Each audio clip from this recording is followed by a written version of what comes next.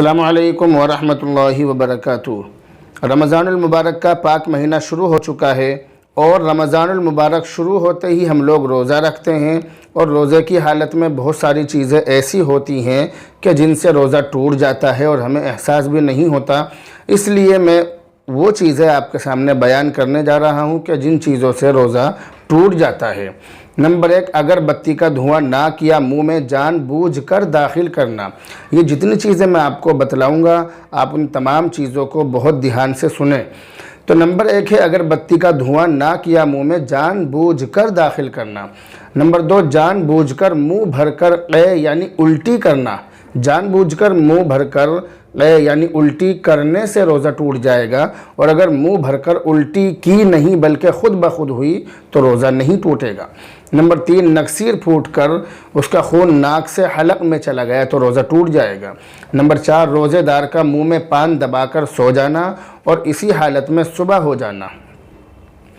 Number 5, कुल्ली करते वक्त बेइख्तियार बग़ैर किसी इरादे के पानी हलक में चला गया तो अगर रोज़ा याद था तो रोज़ा टूट जाएगा, वरना अगर याद नहीं था तो रोज़ा नहीं टूटेगा। और अगर रोज़ा टूट जाएगा तो उस रोज़े की क़ज़ा करनी पड़ेगी, लेकिन कफ़ारा लाजिम नहीं होगा। क़ज़ा और कफ़ारा क्या होता है ये मैं आपको इस वीडियो के आखिर में बतलाऊँगा।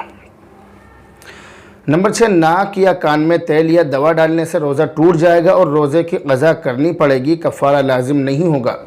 नंबर 7, मसूलों का खून इतना ज़्यादा हो कि थूक पर गालिब आ जाए या थूक के बराबर हो और उसको पी लिया तो रोज़ा टूट जाएगा और क़ज़ा करनी पड़ेगी, कफ़ारा लाजिम नहीं होगा। और अगर खून थूक से कम हो तो रोज़ा नहीं टूटेगा। नंबर 8, सिगरेट, बीड़ी या हुक्का वगैरह पीने से रोज़ा टूट जाता है। नंबर 9, मुश्तज़नी से इंज़ाल हो जाए। मुश्तज़नी यानी अपने हाथ से अपने आप को फारिग कर लेना, इसको मुश्तज़नी कहते हैं। तो इससे अगर इंज़ाल हो जाए यानी मनी निकल जाए तो रोज़ा टूट जाएगा और क़ज़ा करनी पड़ेगी, कफ़ारा लाजिम नहीं होगा। नंबर 10, बोसो किनार से इंज़ाल हो जाए यानी बीवी से हंसी मजाक करते हुए मनी निकल जाए तो रोज़ा टूट जाएगा और क़ज़ा करनी पड़ेगी, कफ़ारा लाजिम नहीं होगा। नंबर 11, अगर रोज़ेदार औरत के साथ शोहर ने ज़बरदस्ती सोहबत कर ली तो रोज़ेदार औरत का रोज़ा टूट जाएगा और उस औरत को क़ज़ा करनी पड़ेगी, कफ़ारा लाजिम नहीं होगा। नंबर 12, अगर किसी को धमकी देकर ज़बरदस्ती उसका रोज़ा तोड़वा दिया तो रोज़ा टूट जाएगा और सिर्फ क़ज़ा करनी पड़ेगी, कफ़ारा लाजिम नहीं होगा। नंबर 13 और आखिरी नंबर, हैज़ आने से भी रोज़ा टूट जाता है, यानी MC अगर किसी को हो जाए, माहवारी हो जाए तो उसका रोज़ा टूट जाएगा, चाहे वो खाए या ना खाए। और अगर MC रोज़ा इफ्तार से थोड़ी देर पहले भी हो जाए तो भी रोज़ा टूट जाएगा। तो ये तो वो चीज़ें थी कि जिन चीज़ों से रोज़ा टूट जाता है।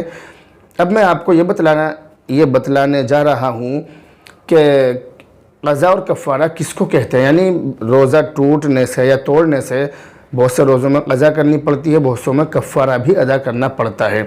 तो ये क़ज़ा और कफ़ारा क्या चीज़ है? क़ज़ा का मतलब ये है कि अगर आपका रोज़ा टूट गया तो आपको एक रोज़े के बदले सिर्फ़ एक रोज़ा रखना पड़ेगा, इसको कहते हैं रोज़े की क़ज़ा करना। और रोज़े के कफ़ारे का मतलब ये है कि अगर आपका रोज़ा टूट गया, आपने रोज़ा तोड़ दिया, तो एक रोज़े के बदले 60 रोज़े आपको रखने पड़ेंगे या 60 मिस्कीनों और गरीबों को 2 वक्त का खाना खिलाना पड़ेगा।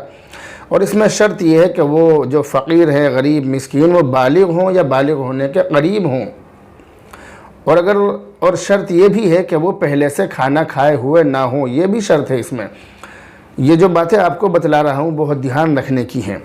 या अगर आप अपने दस्तरखान पर खाना न खिलाएं और आप उनको देकर चलता कर दें तो उसमें शर्त यह है कि एक फ़कीर को एक फ़ितरे की बराबर, कम से कम एक फ़ितरे की बराबर आपको खाना देना पड़ेगा।